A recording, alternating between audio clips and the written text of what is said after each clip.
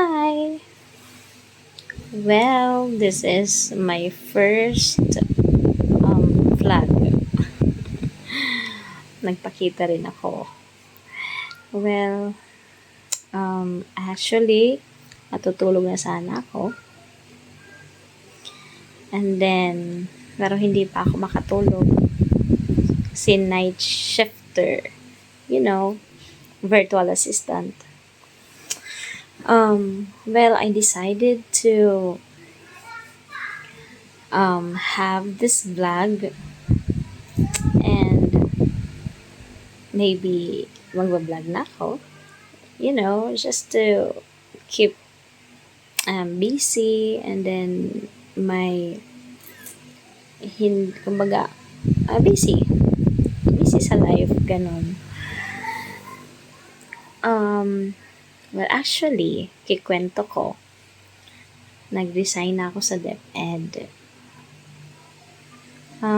I decided to resign kasi meron kasi akong health problem. Yun yung back ko, yung sa may likod, sa may hips. Oo, banda.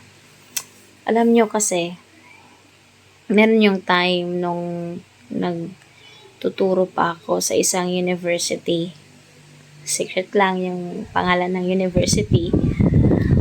So, kasi, naka-assign kasi kami noon sa SQA. And then, syempre, duty, kami yung nag-ayos din ng mga beddings. And then, after ng event, kami rin yung nag-ayos ng mga beddings. So, pagka-uwi ko sa bahay, nung mag-half bath na ako, so, syempre, wala kaming shower. Tabo lang. Yan. So, kukuha na ako ng tubig and then, parang may nag-crack sa may likod. At yun, hindi na ako nakatayo for 1 week. So, absent ako for 1 week noon. And then, nag-take lang ako ng calciumate. Effective. Really. Pero, yun na nga, kasi hindi ako nagpatingin sa specialista sa isang ortho. So, nung hire na ako sa DepEd, after a year ba siguro,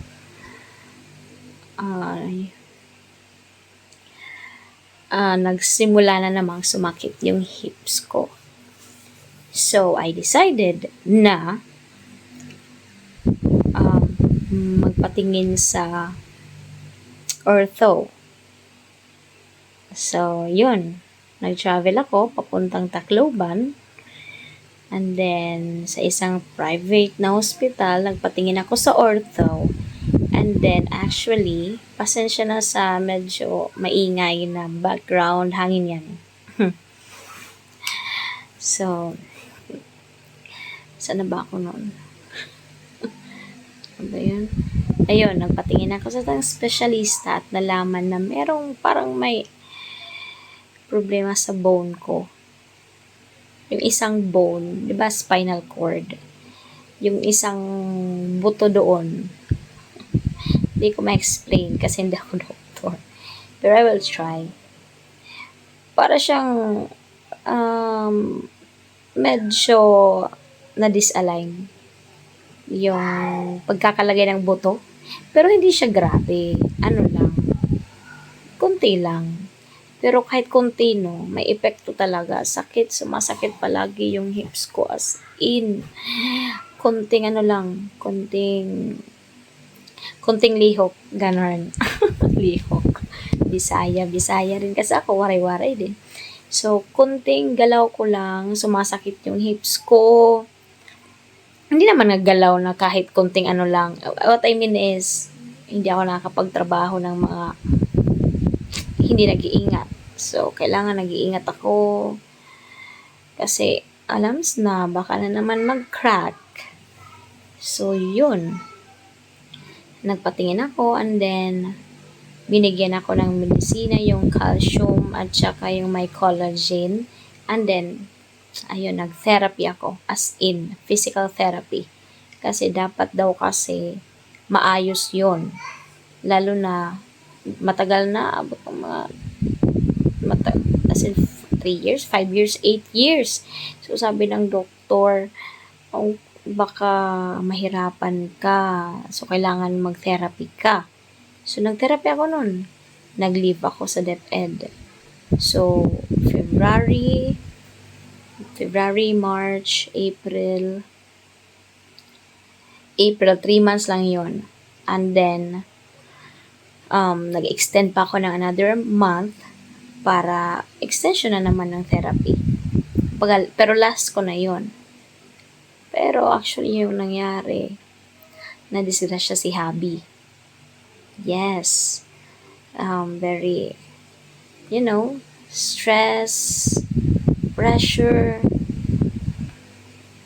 Pero actually, nagtatrabaho ko nun as virtual assistant kasi kahit pa nung nag-teach ako sa college noon, meron akong part-time. So, nag-virtual assistant na ako noon. Pero part-time lang. Pero nung nag-leave ako, may dumating na client. Hindi ako nang-apply. Nang-apply talaga.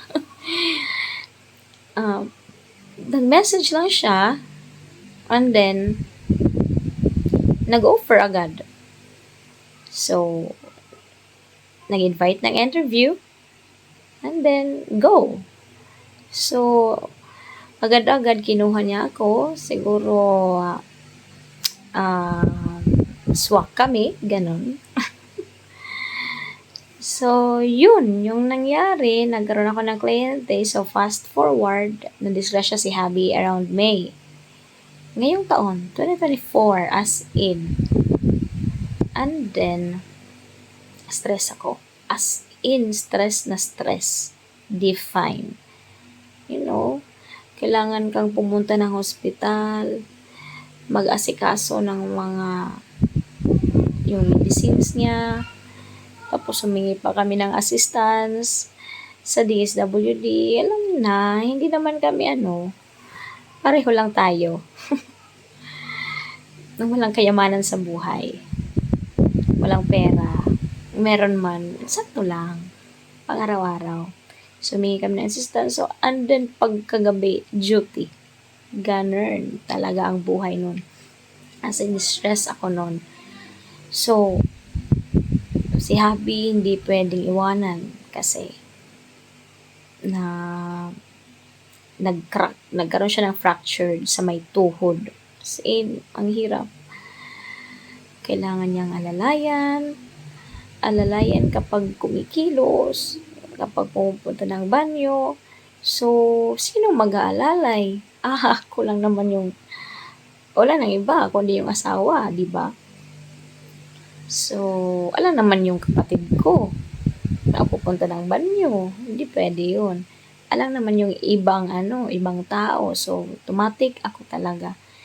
So, parang, tapos May yun. So, pagka June, klase na. Goodbye. DepEd.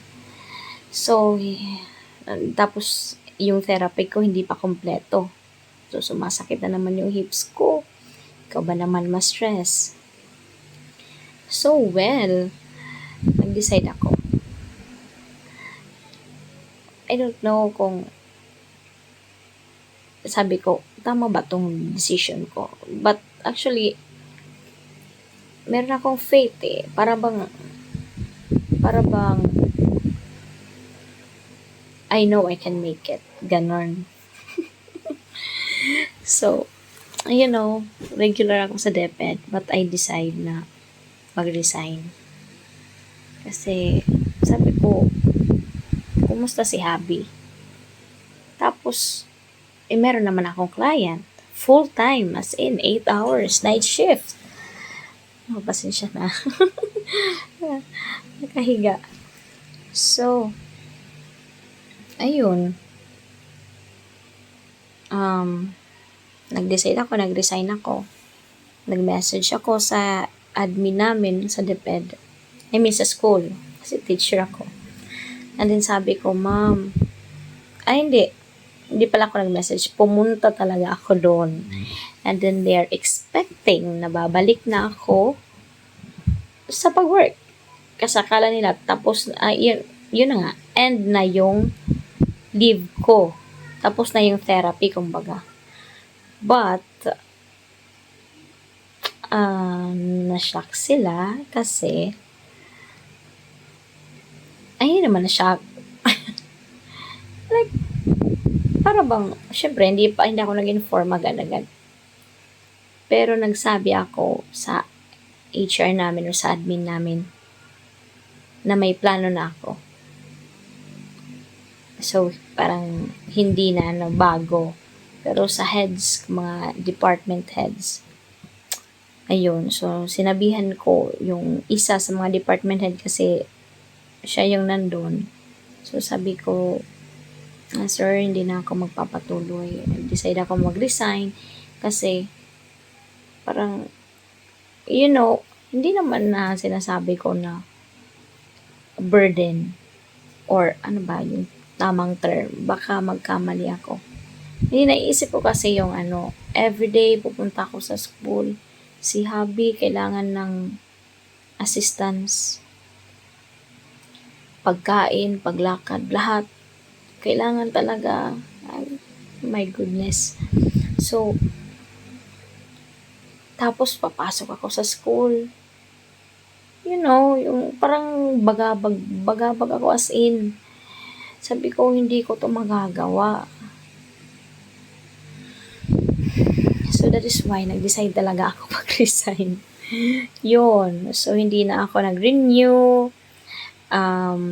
Nagpasa ako ng aking resignation sa school muna. And then, sila na, yung admin na namin yung naghikay. Bisaya. Nagliho. Sila na yung naghikay sa clearance. And then, nag-forward sa division office. And you know what? Sobrang madali, easy. Akala ko kasi ang daming dadaanan, ang daming proseso. Baka tanungin ako, baka hindi ako. Kasi may mga loans din kasi ako. Pero sa bangko. Pero walang problema kasi pwede namang over the counter. So, you know what? Ang sobrang dali ang proseso. As in, hanggang ngayon hindi ko pa nakuha yung final SO. Final SO. So, merong yung SO na, as in, wala na akong affiliation sa DepEd. Hindi ko pa nakakuha. Pero, okay na. Wala nang problema. Kahit sa pag-asikaso sa pag-clearance doon sa loob sa division office, hindi na. Sila na yung nag-work. So, ang dali-dali. So, sabi ko, Lord, kung para to sa akin, please lang, sana hindi ako pahirapan. Pero ito na nga yung struggle. Kasi you know what? From being a regular or permanent, tapos, kumbaga, nag-give up ko para sa virtual assistant. Virtual assistant is, wala kang, anong tawag nito? Hindi ka sure kung hanggang kailan ka sa kliyente mo. Kailangan lang yung performance mo at good relationship. Yun lang. Trust. Ethics, work ethics. Yun. So, yun din yung struggle ko. Ano bang mangyayari sa akin? Ano bang, magiging future ko? Bahala na. Hindi ko na yan naisip actually. Sabi ko na lang, kumbaga, hindi naman pinababayaan ni Lord yung iba. Yung iba, kahit nga walang trabaho, or yung iba, kahit nga sabihin natin,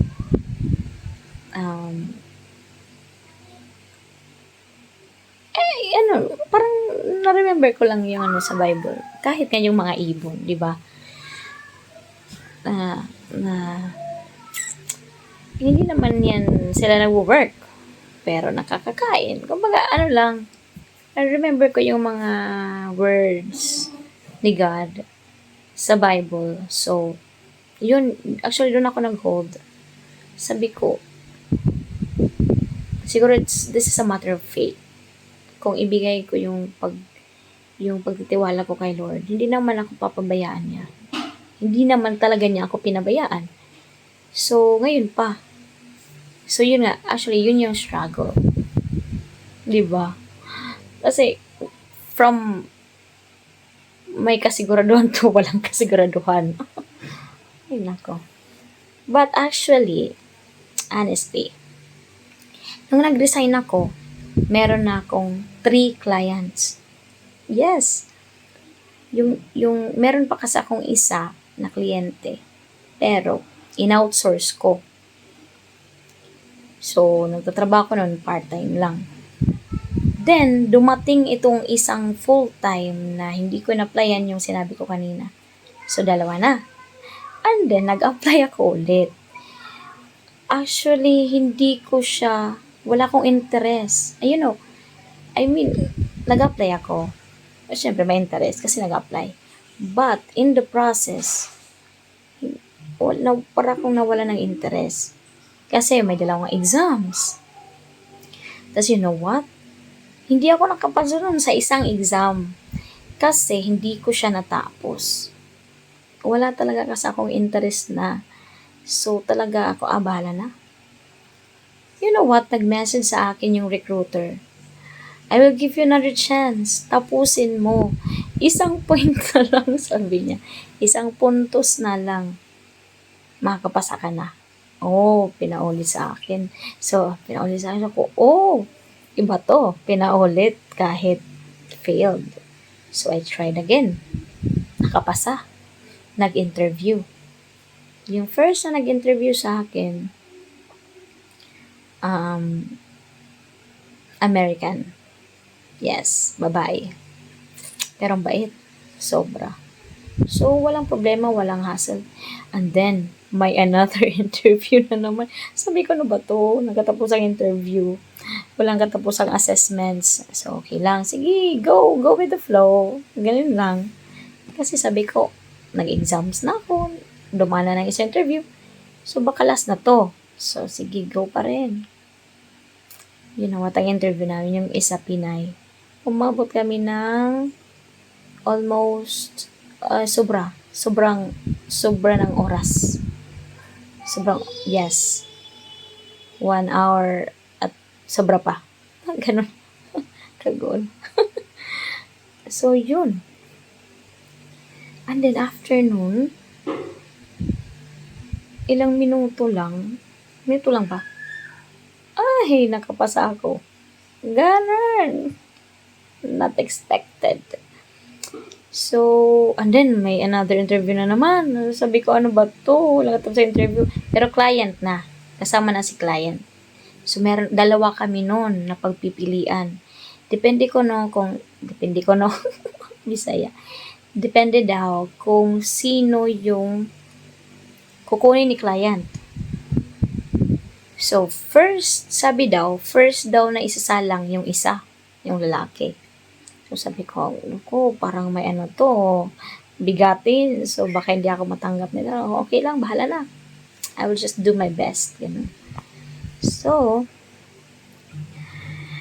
yun na. Pero, actually, parang, parang napaisip ako, dapat siya yung una. Bakit ako agad yung pinapasok? So, sabi ko, baka nagsalitan or tapos na. Parang ganun ba? So, nag-usap kami ng client.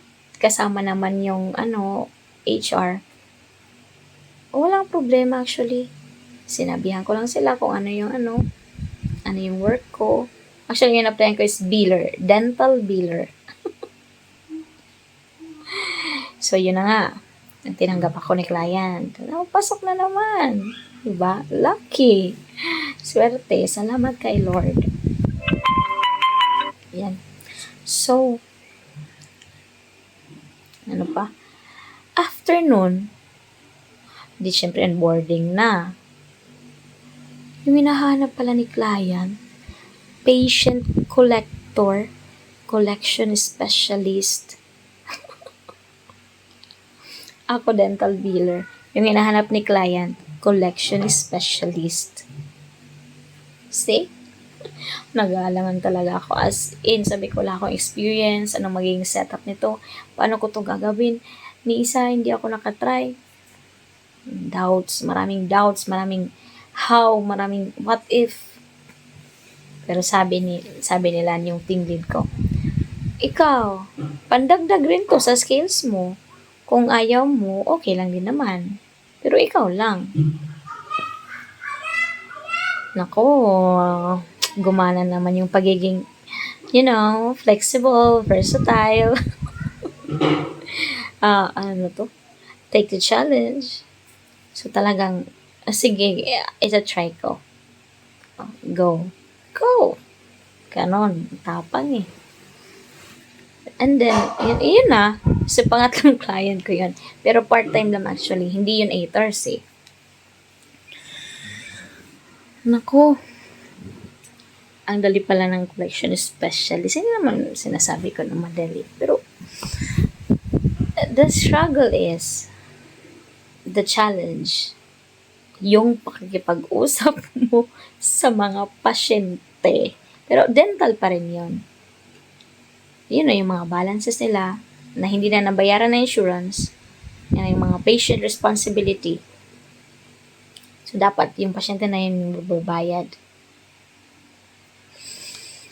Ay, marami ako natanggap na reklamo, complaint, harassment daw. So, ano ba to? First time. Pero you know what? Talagang blessing in disguise.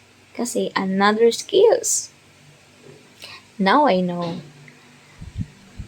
kung ano yung trabaho ni collection specialist. So, may experience na ako. Ganun lang kadali. Kumbaga, what I learned sa work na ito, sa ikatlong client na to, kumbaga, makakaya mo.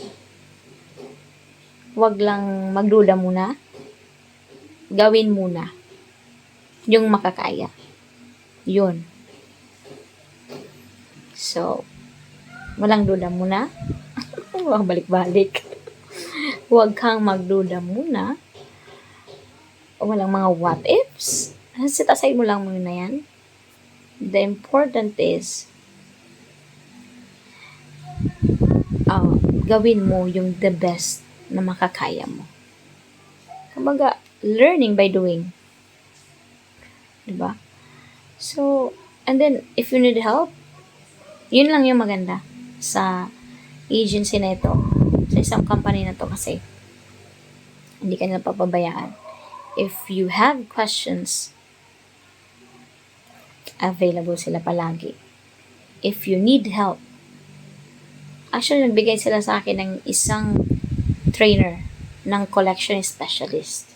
Doon ako nakakuha ng idea. Oh, di ba? Hi, this is Mira. I'm calling from blah, blah, blah, blah, blah. This message is for Adam Cruz. I just want to remind you about your balances on file. That is already 90 days overdue. Oh, di ba? Yan lang. Yun lang yung script. Yun. Adali lang actually. Pero pag yan, mag-call back, goodbye ka. Prepare ka na. Kaya, bawat callback ng pasyente, ginawa. Kasi, hindi mo alam. Anong approach nito? Galit ba to?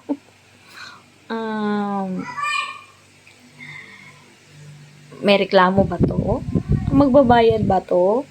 Nagtatanong lang ba to? O yung ganun. Marami na akong na-receive actually. Actually, yung isa pa doon, meron nang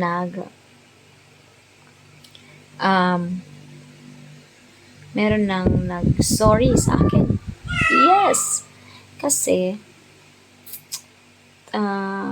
nag-rant as in. Wala akong balances, hindi ako magbayad, blah, blah, blah, blah, blah. Hinaharas niyo ako. Meron pang inano ko parang, as in, yung pagkatao ko, parang, uh, parang Filipino, parang hindi niya nalaman na Filipino ako. Actually, hindi Filipino yung sinabi niya. Iba, hindi ko na sasabihin. Pero, alam nila kasi yung natin, yung accent, iba. Diba? Pero, you know what? Nagbayad. Nag-rant, tapos nagbayad. And then, bumalik ng call sa akin. Nag-call back. Humingi ng pasensya. Yun yung masarap. Kumbaga, maganda ba sa pakiramdam? Kasi, kumbaga, kahit hindi mo alam, no? Basta, maging lang ka. Behave. Behave, yun?